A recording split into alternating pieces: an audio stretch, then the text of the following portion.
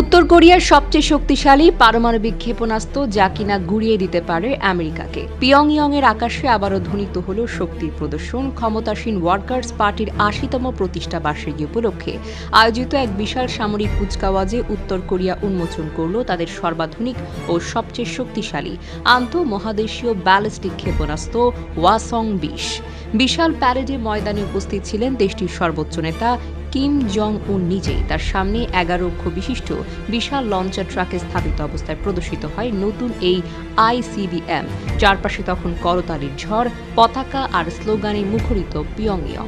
দেশটির রাষ্ট্রীয় সংবাদ সংস্থা KCNA জানায়, এই ওয়াসং-২০ হবে সেনাবাহিনীর সবচেয়ে শক্তিশালী পারমাণবিক কৌশলগত অস্ত্র ব্যবস্থা। এই নতুন solid fuel rocket engine ১৯৭১ kilo newton ঠেলন শক্তি উৎপাদনে সক্ষম, যা এখন পর্যন্ত উত্তর কোরিয়ার ইতিহাসের সবচেয়ে শক্তিশালী ইঞ্জিন বলে দাবি করা হয়েছে। বিশ্লেষকদের মতে এই ক্ষেপণাস্ত্র একাধিক পারমাণবিক ওয়ারহেড বহন করতে পারে, যা যুক্তরাষ্ট্রের প্রতিরক্ষা ব্যবস্থার জন্য নতুন একটি উদ্বেগের কারণ হয়ে দাঁড়িয়েছে।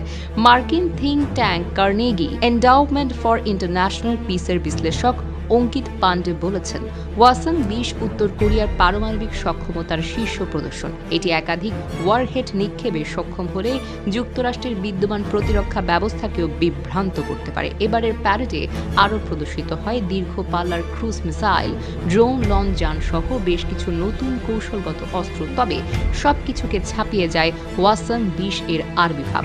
প্যারেড শেষে জাতির উদ্দেশ্যে দেওয়া ভাষণে কিম জং উন বলেছেন, আজ আমরা বিশ্ববাসীর সামনে অদম্য শক্তির অধিকারী এক জাতি হিসেবে দাঁড়িয়ে আছি। এমন কোনো বাধা নেই যা আমরা অতিক্রম করতে পারি না। তিনি আরো বলেন, উত্তর কোরিয়া সমাজতান্ত্রিক শক্তির বিশ্বস্ত সদস্য এবং পশ্চিমাদের আধিপত্যবাদের বিরুদ্ধে স্বাধীনতার দুর্গ হিসেবে বিশ্বে নিজের অবস্থান ধরে রাখবে। বিশ্ব বিশ্লেষকদেরা বলেছেন, এই প্রদর্শন শুধু সামরিক কোনো শক্তি নয়, বরং কিম জং উনের রাজনৈতিক বার্তাও বটে। একদিকে যুক্তরাষ্ট্র, অন্যদিকে দক্ষিণ কোরিয়ার ক্রমবর্ধমান চাপের জবাব, অন্যদিকে অভ্যন্তরীণ ঐক্যের এক দৃশ্যমান প্রতীক। তবে আন্তর্জাতিক পর্যবেক্ষকরা সতর্ক করেছেন, এটি কেবল প্রদর্শনী নয়। এই নতুন ক্ষেপণাস্ত্র যদি সফলভাবে পরীক্ষিত হয়, তাহলে উত্তর কোরিয়ার পারমাণবিক প্রোগ্রাম প্রবেশ করবে এক নতুন যুগে, যা পূর্ব এশিয়ার ভূ রাজনীতিকে নাড়িয়ে দিতে পারে।